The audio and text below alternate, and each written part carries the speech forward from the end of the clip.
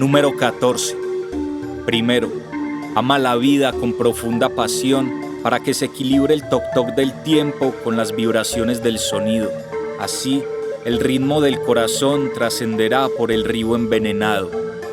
Segundo, camina con sabiduría por la montaña que le susurra cantos a tu alma. La real palabra y la real escritura decodifican la invasión de las mentiras. Tercero, fortalece tu carácter y tu cuerpo. Una hormiga que carga las galaxias y que danza al mismo tiempo no le teme a las picadas de la plaga. Cuarto, conserva tu alegría cual semilla para después de la tristeza. De esa forma el llanto no podrá borrar las risas dibujadas en tu trayecto. Las victorias que triunfaron sobre el ataque de los dardos se mantienen. Quinto, valora la genuina compañía.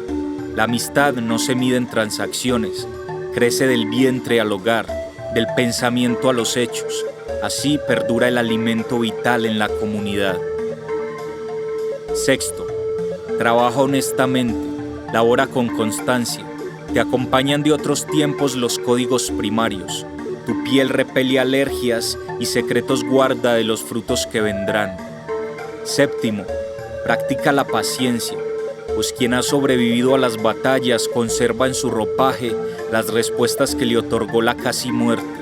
Los volcanes y los témpanos rodean, pero no penetran la estructura. Octavo, agradece, agradece y agradece. Y cuando el saqueador pretenda robar lo que has sembrado, recuerda las oraciones, recuerda las enseñanzas, recuerda los momentos sublimes. Cuando el saqueador llegue, será el momento de hablar con el lenguaje de la abundancia. Noveno, mantén el espíritu indemne para que tus anhelos de dignidad se hagan realidad, se materialicen, se completen, se regocijen, se esparzan. Las tinieblas le temen profundamente al fuego de la esperanza.